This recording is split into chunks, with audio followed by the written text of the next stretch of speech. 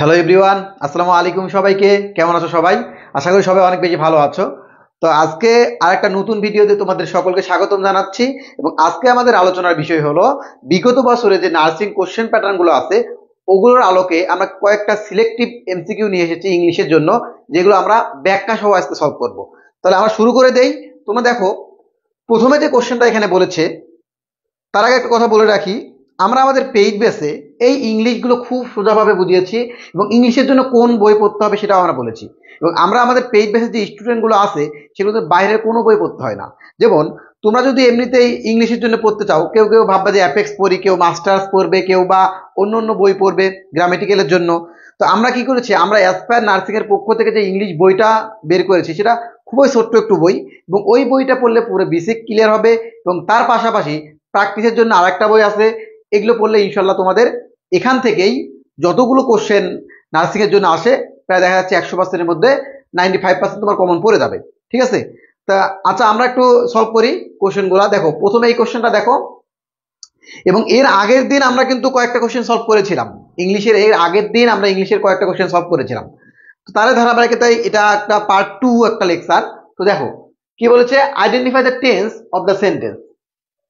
এই কোশ্চেনটাই কিন্তু অনেকভাবে আসতে পারে। টেন্স অনেক বেশি ইম্পর্টেন্ট নার্সিং ভর্তি পরীক্ষার জন্য। প্রতিবার এই নার্সিং ভর্তি পরীক্ষায় প্রতিবার টেন্স থেকে কোশ্চেন আসবে আসবে। কয়েকটা টপিক আছে যেগুলো থেকে প্রতিবারই কোশ্চেন আসে নার্সিং ভর্তি পরীক্ষায়, যেগুলো থেকে প্রতিবারে কোশ্চেন আসে। এবং আমরা এগুলোকে 5 স্টার দিয়ে আলাদা করে টপিক বাই টপিক আলোচনা করেছি যে এইটা ভেরি ভেরি ইম্পর্টেন্ট। তার মধ্যে তোমাদের আমি আগেই বলে রাখি, এই টেন্স জিনিসটা অনেক বেশি ইম্পর্টেন্ট। তারপর পার্ট অফ স্পিচ, এগুলো কিন্তু অনেক বেশি ইম্পর্টেন্ট, সেজন্য এগুলো বাদ দেওয়া যাবে না। আচ্ছা, তাহলে এইটা সলভ করার মাধ্যমে আমরা 12টা টেন্স সম্পর্কে একটু বিস্তারিত আলোচনা করব। মানে একটু সংক্ষিপ্ত আলোচনা করব, বাট এইটার জন্য বিস্তারিত যে আমরা একটা সলভ করতে যাচ্ছি, চারটা আমাদের যে অপশন আছে সেটা নিয়েও আলোচনা করব। পাশাপাশি যে আরো টেন্সগুলো আছে, মোট 12টা টেন্স, সেই টেন্সগুলো নিয়ে আলোচনা করব। দেখো, প্রথমে identify the tense. Abdul Karim met his friend in the evening. অর্থটা কি হবে, যে আব্দুল করিম তার ফ্রেন্ডের সাথে সন্ধ্যায় দেখা করেছিল। ঠিক আছে? তাহলে আমরা টেন্স আইডেন্টিফাই কিভাবে করব? প্রত্যেকটা টেন্সের জন্য স্ট্রাকচার দেখব, প্রত্যেকটা টেন্সের স্ট্রাকচার কেমন। ঠিক আছে? তাহলে আমরা 12টা টেন্সের জন্য যে স্ট্রাকচার শিটটা আছে ওটা অবশ্যই অবশ্যই তোমরা মুখস্থ করবা, এবং শুধুমাত্র স্ট্রাকচার দিয়েই তোমার টেন্স আইডেন্টিফাই করতে পারবা, আর কিচ্ছু লাগবে না। বিগত বছরগুলোতে যেগুলো কোশ্চেন এসেছিল টেন্স থেকে, শুধুমাত্র স্ট্রাকচার পড়বা, তাহলে বুঝবা যে এটা এই টেন্সের অন্তর্ভুক্ত। ঠিক আছে? তাহলে আমরা কি করব, প্রতিটা টেন্স, তাহলে আমি যদি বলি প্রেজেন্ট, পাস্ট এবং ফিউচার, এবং প্রেজেন্টের আছে 4টা, পাস্টের 4টা, ফিউচারের 4টা। প্রত্যেকটা টেন্সের কি পড়বা? তোমরা এখন একটা কাজ করতে পারো, এই কোশ্চেনটা তোমরা নিজে নিজে সলভ করে দিতে পারবা। কিভাবে? এই ভিডিওটা এখন পজ করে, তোমরা তারা এখন ভিডিওটা দেখতেছো, পজ করে তোমরা স্ট্রাকচারটা দেখে আসো 12টা। তাহলে এই ওসিলা করে তোমার পড়াটা হয়ে যাচ্ছে এবং এইটা সলভ করা হয়ে যাচ্ছে। তোমরা এখন কি করবা, পাঁচ যে 12টা স্ট্রাকচার আছে টেন্সের, ওই 12টা স্ট্রাকচার দেখে আসো। ঠিক আছে? আচ্ছা, তাহলে আমি মনে করলাম যে তোমরা পজ করে দেখে আসছো। তাহলে দেখো, তাহলে তোমরা দেখবা এখানে বলেছে কোন টেন্সের অন্তর্ভুক্ত। আমাদের আগে মনে রাখতে হবে, আমি এটা একটু বল করে নেই, যে টেন্সের গঠনগুলো কি রকম ছিল। যদি আমরা পাস্ট টেন্সের ক্ষেত্রে আসি, পাস্ট টেন্সের 4টা ছিল: past indefinite, past continuous, past perfect tense, past perfect continuous. তাহলে আমরা কি করব, পাস্ট ইনডিফিনিটের যদি স্ট্রাকচারটা দেখি, যেহেতু আমি এখন খুব বেশি আলোচনা করতেছি না, যে প্রত্যেকটা যদি আলোচনা করতে যাই তাহলে অনেক সময় লাগবে। ঠিক আছে? এগুলো যখন আমরা বেসিক ক্লাস করেছিলাম, বেসিক ক্লাসগুলোতে সবগুলো আমরা প্রত্যেকটা টেন্স ধরে ধরে শেখানো হয়েছে। যেহেতু এখানে শুধুমাত্র একটা এমসিকিউ, সেজন্য আমি তোমাদের বলে দিলাম ওই বেসিক ক্লাসগুলো দেখে আসো, বা তোমরা এখন স্ট্রাকচারগুলো দেখে আসো। তাহলে এখানে আমাদের স্ট্রাকচার কি ছিল, যে past indefinite tense, past indefinite, past indefinite. এই পাস্ট ইনডিফিনিট টেন্সের গঠনটা কি ছিল বলতো? পাস্ট ইনডিফিনিট টেন্সের গঠনটা ছিল সাবজেক্ট প্লাস মূল ভার্বের পাস্ট ফর্ম,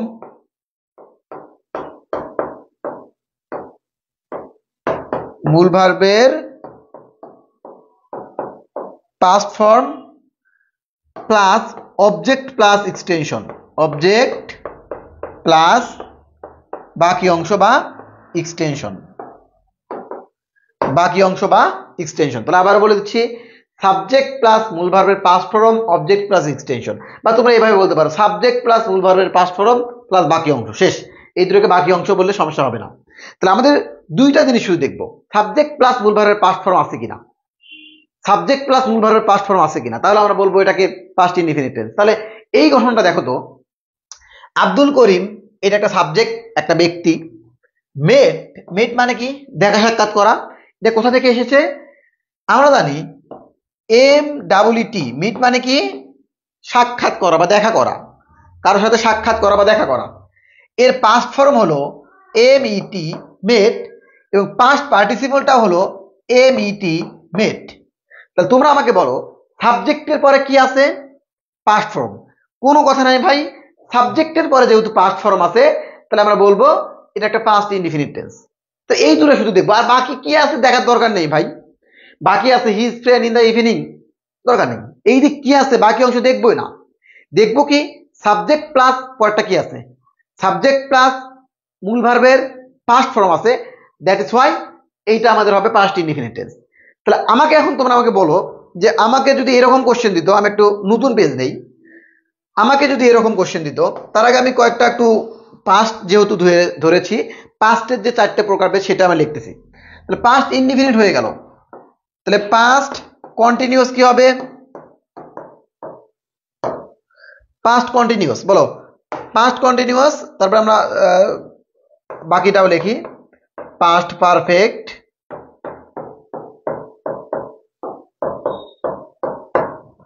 আর একটা আছে পাস্ট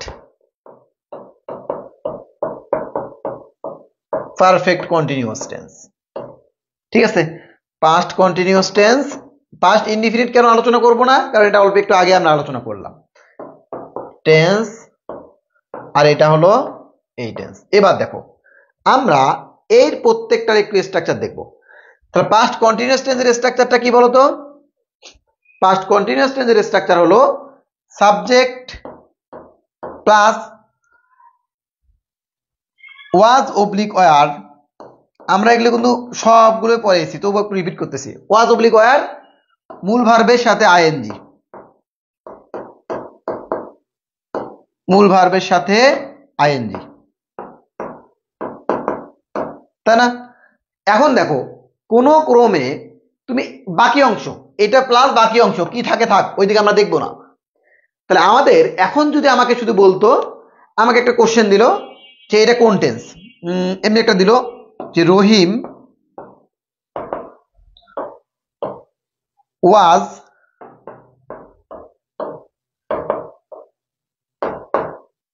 রিডিং দ্য বুক, তারপরে বাকি কি দিল, আরো দিল in the evening, in the evening. আমাকে বললো এটা কোন টেন্স, আমি কিচ্ছু দেখবো না ভাই, আমি দেখবো subject plus was oblique were আছে কিনা, মূল ভার্বের সাথে আইএনজি আছে কিনা। তাহলে দেখো ওইটাই কিন্তু আছে। দেখো প্রথমে কি দিল এখানে, এই দেখো প্রথমে আছে সাবজেক্ট মানে একজন ব্যক্তি, ওয়াজ অবলিক ওয়্যার যে কোনো একটা আছে, আছে ওয়াজ, মূল ভার্ব কি রিড, তার সাথে আইএনজি আছে, আছে। তার মানে আমরা স্ট্রাকচারটা বুঝে গেছে পাস্ট কন্টিনিউয়াস টেন্সের সাথে, সেই জন্য আমরা এটাকে বলবো এটা হলো পাস্ট কন্টিনিউয়াস টেন্স। তাহলে প্রত্যেকবার আমরা স্ট্রাকচার দেখবো, স্ট্রাকচারের সাথে কি বলতেছে, ঠিক আছে, এভাবে আমরা আলোচনা করব। তারপরে দেখো আমরা যদি পাস্ট পারফেক্ট নিয়ে টেন্স নিয়ে বলতে চাই, তাহলে দেখো পাস্ট পারফেক্ট, তাহলে পাস্ট পারফেক্টের গঠনটা কি দেখো, পাস্ট পারফেক্টের গঠনটা তোমরা একটু দেখো, আমি একটু কালারটা চেঞ্জ করে নেই। তা এর গঠনটা হলো সাবজেক্ট প্লাস হ্যাড প্লাস মূল ভার্বের পাস্ট পার্টিসিপল ফর্ম, মূল ভার্বের পাস্ট পার্টিসিপল ফর্ম, মূল ভার্বের পাস্ট পার্টিসিপল ফর্ম। তাহলে সাবজেক্ট প্লাস হ্যাড প্লাস মূল ভার্বের পাস্ট পার্টিসিপল ফর্ম। যদি স্ট্রাকচার মুখস্থ থাকে কিচ্ছু না ভাই, এইবার তোমাকে বলে দিবে আই, তাহলে কি আসলো, হ্যাড রিটেন, বাকি অংশ দেখার টাইম নাই, ওইদিকে কি আছে আছে। কিন্তু তুমি একটু খেয়াল করে দেখো, আমরা স্ট্রাকচার অনুযায়ী কি বলবো, সাবজেক্ট আছে, এখানে আছে, হ্যাড আছে, আছে, তারপরে সাবজেক্ট প্লাস হ্যাড মূল ভার্বের পাস্ট পার্টিসিপল, রাইট, রোট, রিটেন। তার মানে আমাদের স্ট্রাকচার বনে গেছে পাস্ট পারফেক্ট টেন্সের সাথে, সেজন্য আমরা বলবো এটা পাস্ট পারফেক্ট টেন্সের গঠন। ঠিক আছে, তাহলে এটা পাস্ট পারফেক্ট টেন্স। এইরকম করে প্রত্যেকটা স্ট্রাকচার যদি জানতে পারো, তাহলে আমরা বলতে পারবো প্রথমে দেখবা সাবজেক্ট আছে কিনা, তারপরে স্ট্রাকচারে কি চাইছে সেটা আছে কিনা, তাহলে ওই অনুযায়ী বলবা। বাকি অংশে কি আছে ওটা দেখার টাইম নেই, বাকি অংশে কিচ্ছু দেখার টাইম নেই। ঠিক আছে, এইভাবে সলভ করতে হবে। আচ্ছা, আমরা একটু আগের স্লাইডে যাই। এই যে এই কোশ্চেনটা আমরা সলভ করেছি এবং তার আগের স্লাইডে যাই আমরা। এইটা দেখো, এটা আর একটা কোশ্চেন।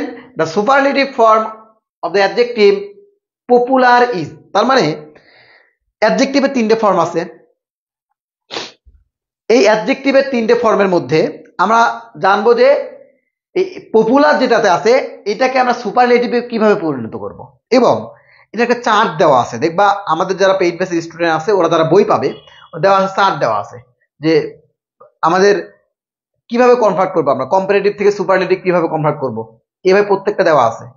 তো সেজন্য আমাদের শুধু পপুলার চাইছে, এবং পপুলার থেকে আমাদের বলবে যে পপুলারের সুপারলেটিভটা কিরকম হবে। পপুলারের সুপারলেটিভ এটা দেওয়া আছে ওখানে, এবং মুখস্থ বিদ্যার জন্য এখানে বোঝার তেমন কিছু নেই, সেজন্য এটা দেখা যাচ্ছে যে এটা হবে মোস্ট পপুলার। কারণ দেখো কেন এগুলো হবে না, মোর পপুলার কেন হবে না, মোর পপুলার তো কম্পারেটিভ ফর্ম, কিন্তু এখানে কি চাইছে বলতো, সুপারলেটিভ ফর্ম। তাহলে পপুলারিটি এটা তো নাউন, এটা তো অ্যাডজেক্টিভ হতে পারে না, তাহলে এটা হলো না। পপুলারেস্ট এইটা কোনো ওয়ার্ড নেই, এইটা দিয়ে কোনো ওয়ার্ড নেই পৃথিবীতে। মোস্ট পপুলার এইটা এর হলো কাঙ্ক্ষিত সেই অ্যান্সার, যেটা হলো সুপারলেটিভ ফর্ম। অ্যাডজেক্টিভের আগে অনেক ক্ষেত্রে মোস্ট বসে সুপারলেটিভ পড়ে, আর মোর বসে কি বসে, কম্পারেটিভ ফর্ম বসে। ঠিক আছে, তাহলে এইটা মনে রাখতে হবে যে মোস্ট বসলে সেটাকে আমরা বলবো সুপারলেটিভ ফর্ম। সবসময় মনে রাখবা মোস্ট কথাটা থাকলে সেটা হলো সুপারলেটিভ ফর্ম। ঠিক আছে, আচ্ছা, আর মোর কথাটা থাকলে কি বলতো, কম্পারেটিভ ফর্ম। তাহলে আমাকে যদি বলতো পপুলারের কম্পারেটিভ ফর্ম কোনটি, তাহলে এরকম করে বলতো the comparative form of the adjective popular, তাহলে আমরা বলতাম মোর পপুলার। আচ্ছা, এটা মোর পপুলার হবে, মোর পপুলারিটি না, তখন এটা হতো। ঠিক আছে, তাহলে মোর কখন বসবে, কম্পারেটিভ ফর্ম, মোস্ট কখন বসবে, সুপারলেটিভ ফর্ম। ঠিক আছে, এই দুটো এখান থেকে ইম্পর্টেন্ট। তারপরেরটাতে যাই আমরা। দেখো, fill up the blank with the correct preposition. উপযুক্ত প্রিপজিশন দিয়ে এই ব্ল্যাঙ্ক বা খালি ঘরটা পূরণ করো। কি বলেছে, student are anxious dash their result. আচ্ছা, এটা একটা অ্যাপ্রোপ্রিয়েট প্রিপজিশন, এবং অ্যাপ্রোপ্রিয়েট প্রিপজিশন একটা ছক দেওয়া আছে, দেখবা কয়েকটা অ্যাপ্রোপ্রিয়েট প্রিপজিশন বলে দেওয়া আছে যে এগুলি ভেরি ভেরি ইম্পর্টেন্ট, এখান থেকে বারবার আসে। তাহলে আমরা কিন্তু ওগুলো বলে দিছি, এবং বিগত বছরের কোশ্চেন ব্যাংক অ্যানালাইসিস করলে বোঝা যায় যে কোথা থেকে কোশ্চেন আসবে। ঠিক আছে, তাহলে student are anxious dash their result. তাহলে দেখো অ্যাংজাস অ্যাবাউট মানে, আচ্ছা কেন অ্যাবাউট আমি বলতেছি, student are anxious about their result. About মানে কি বলতো, সম্বন্ধে। স্টুডেন্ট দুশ্চিন্তাগ্রস্ত, মানে দুশ্চিন্তা করতেছে তাদের রেজাল্ট নিয়ে, তাদের রেজাল্ট সম্পর্কে তারা দুশ্চিন্তাগ্রস্ত। তাহলে আমরা বলবো অ্যাংজিয়াস অ্যাবাউট, মানে কোনো একটা বিষয় নিয়ে দুশ্চিন্তাগ্রস্ত হওয়া। অ্যাংজিয়াস অ্যাবাউট মানে কি, কোনো একটা বিষয় নিয়ে দুশ্চিন্তাগ্রস্ত হওয়া। এটা, এবং এটা একটা অ্যাপ্রোপ্রিয়েট প্রিপজিশন। অ্যাপ্রোপ্রিয়েট প্রিপজিশন অনেকগুলো ক্ষেত্রে মুখস্থ করতে হবে, এবং এটা সেখান থেকে মুখস্থ করে নিতে হবে। এটা কোনো জেনারেল রুলের মধ্যে পড়বে না, যদিও কয়েকটা জেনারেল রুল আছে যেখান থেকেও বারবার কোশ্চেন আসে নার্সিং ভর্তি পরীক্ষায়, বাট এইটা কিন্তু ওখানে পড়তেছে না। ঠিক আছে, তাহলে এইটা মুখস্থ করে নেবো একবারে। অ্যাংজিয়াস অ্যাবাউট মানে দুশ্চিন্তাগ্রস্ত হওয়া। ঠিক আছে, আগেরটা যাই। He has just arrived. The word just is, দেখো সবসময় মনে রাখতে হবে ভার্বের আগে কি বসবে, ভার্বের আগে এবং পরে সবসময় অ্যাডভার্ব বসে। কি বললাম, ভার্বকে কে মডিফাই করবে, অ্যাডভার্বের ডিফিনেশন কি, সংজ্ঞা কি ছিল, যে ওয়ার্ড ভার্বকে মডিফাই করতেছে তাকে বলবে অ্যাডভার্ব। তাহলে এখানে দেখতেছে হি হ্যাজ জাস্ট অ্যারাইভড, সে কেবলমাত্র আগমন করলো। তাহলে দেখো আগমন করেছে কখন, এই কখন দ্বারা কোশ্চেন করলে যে অ্যান্সার পাবা, মানে জাস্ট মানে কেবলমাত্র, সে কেবলমাত্র আসলো।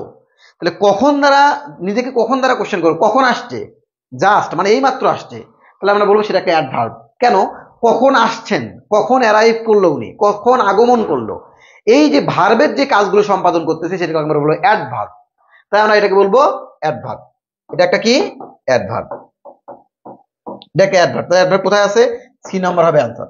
তাহলে এরকম কয়েকটা আছে, সেগুলো মুখস্থ করে নিতে হবে। এই জাস্টের পাশাপাশি নাও এবং দেন, এটা ভেরি ভেরি ইম্পর্টেন্ট। তারপরে অলরেডি, এই কয়টা দাগে রাখো, এই কয়টা থেকে আসার সম্ভাবনা ভেরি ভেরি ইম্পর্টেন্ট। এখান থেকে এই চারটা থেকে আসবে, জাস্ট, নাও, অলরেডি, এগুলো ভেরি ভেরি ইম্পর্টেন্ট। ঠিক আছে, এগুলো থেকে বেশি আসার সম্ভাবনা আছে। ঠিক আছে, আচ্ছা, তাহলে আমরা পরেরটাতে যাই।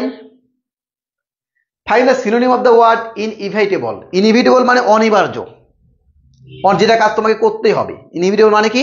অনিবার্য। তাহলে দেখো, রিলায়েবল মানে নির্ভরযোগ্য, মানে কোনো কিছুর উপর নির্ভর করে থাকি আমি, তাহলে এটার সাথে সিনোনিম হচ্ছে না।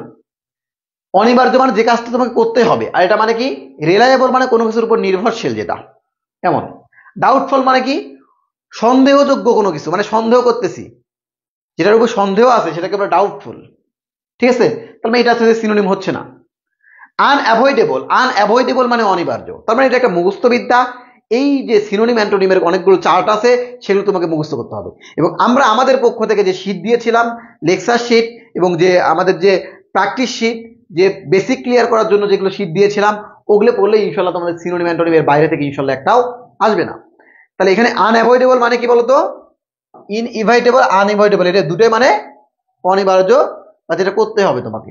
ঠিক আছে, আর আনসার্টেন মানে অনিশ্চিত কিছু, তাহলে এটা তো হচ্ছে না, সিনোনিম তো হচ্ছে না। আনসার্টেন মানে কি? অনিশ্চিত কিছু। আচ্ছা, তাহলে এটা সিনোনিম গেল। পরেরটা আসি। What is the correct meaning of the to keep one's temper? আচ্ছা, টু কিপস ওয়ান্স টেম্পার, এটা একটা ফ্রেশ অ্যান্ড ইডিয়ম। এই ফ্রেশ অ্যান্ড ইডিয়ম থেকে মাঝে মাঝে কোশ্চেন আসে, খুব একটা বেশি ইম্পর্টেন্ট না, বাট আমি এখান থেকে যে কোশ্চেন কয়েকটা নিয়েছি এবং সেগুলো সিলেক্টিভ, এবং বলেছি এই রিজিয়ন থেকে বা এই এলাকা থেকে কোশ্চেন আসতে পারে। যেমন টেন্স থেকে একটা দেখালাম, অ্যাপ্রোপ্রিয়েট প্রিপজিশন থেকে একটা দেখালাম, সিনোনিম থেকে একটা দেখালাম, তাহলে এই অঞ্চলগুলো পড়তে হবে, কারণ এই অঞ্চলগুলো থেকে কোশ্চেন আসে। তো আর একটা কি দেখাচ্ছি, ইডিয়ম এবং ফ্রেশ, এটাও আসতে পারে, খুব বেশি না আসলেও ইদানিং খুব আসতেছে, সেজন্য আমরা এটাও পড়বো। তাহলে টু কিপ ওয়ান্স টেম্পার মানে কারো শান্তশিষ্ট থাকা, টেম্পার মানে ভারসাম্য, মানে মেজাজ খিটখিটে না হয়ে যাওয়া, মেজাজটা শান্তশিষ্ট থাকা। টু কিপ ওয়ান্স টেম্পার, মেজাজ শান্তশিষ্ট রাখা, এটার ফ্রেজটার অর্থ এটা। তাহলে to remain calm, to remain মানে কি? থাকা, কাল মানে কি? শান্ত। তাহলে দেখো তো, এইটার সাথে বোঝা যাচ্ছে না? তাহলে এইটা তোমাকে অবশ্যই মুখস্থ রাখতে হবে। ভাইয়া এটা তো সাধারণ মিনিং এর সাথে বুনতেছে না, কিন্তু এই ইডিয়ম এবং ফ্রেজ তোমাকে আলাদাভাবে মুখস্থ করতে হবে। টু কিপস ওয়ান্স টেম্পার মানে ভারসাম্য রক্ষা করা বা মেজাজ নিয়ন্ত্রণে রাখা। টু রিমেইন কাল মানে শান্ত থাকা, টু রিমেইন মানে থাকা, কাল মানে শান্ত। ঠিক আছে, টু বি অ্যালুফ ফ্রম মানে বিরত থাকা, তাই এটা তো হচ্ছে না। To be in the best mood, ভালো মুডে থাকা, মানে আমাদের দেখো রিমেইন কালম আছে, তার মানে এটা দিলে হয়, এটা তো দেওয়া হচ্ছে না। যদিও এটা একটু মিনিং এর সাথে বোঝা যাচ্ছে যে ভালো মুডে থাকা, কিন্তু আমাদের যেহেতু এইটা প্রথমেই দেওয়া আছে যে শান্ত থাকা, তাহলে আমরা ওটাই দেব। তারপরে দেখো, to not become upset, upset না করা মানে আফসোস না করা, যে এটা হয়ে গেছে বা এটা হয়ে যায়নি, আফসোস না করা। তাহলে আমাদের প্রত্যেকটার মিনিং আমরা জানলাম। তাহলে আমাদের এইটা থেকে এটাও ভেরি ভেরি ইম্পর্টেন্ট দিয়ে রাখো, এটা এবার আসতে পারে। টু বি অ্যালুফ ফ্রম মানে বিরত থাকা, টু বি অ্যালুফ ফ্রম মানে কি? বিরত থাকা। ঠিক আছে, তাহলে এগুলো ভেরি ভেরি ইম্পর্টেন্ট। তা আজকে এই কয়টাই ছিল, এবং আমরা প্রতিদিন ইনশাল্লাহ তোমাদের রেসপন্স পেলে প্রতিদিন ডিপ্লোমা, বিএসসি আলাদা আলাদা করে আমরা ফ্রি ক্লাস দেওয়ার চেষ্টা করব, এবং তোমাদের রেসপন্স পেলে আমরা লাইভেও আসবো। এবং বিএসসির মধ্যে physics chemistry, physics chemistry biology, এবং যে বাংলা ইংলিশ, তারপর সাধারণ জ্ঞান বা ডিপ্লোমার যে সাবজেক্টগুলো, প্রত্যেকটা আমরা লাইভে আসার চেষ্টা করব। এবং আমাদের শিক্ষক প্যানেল আছে, প্রত্যেকটা সাবজেক্ট জন্য অভিজ্ঞ শিক্ষক প্যানেল আছে। ঠিক আছে, তা তোমরা ইনশাল্লাহ এখানে যুক্ত হয়ে যাবা। ঠিক আছে, তাহলে তোমরা এখানে যুক্ত হয়ে গেলে ইনশাল্লাহ আমাদের পেইড ব্যাচ সুন্দর করে শুরু হবে, এবং খুব একটা সুন্দর একটা কোর্স প্ল্যান করা হয়েছে তোমাদের জন্য। তো আজকে এই পর্যন্তই, ভালো থেকো, সুস্থ থেকো। আসসালামু আলাইকুম রহমতুল্লাহ।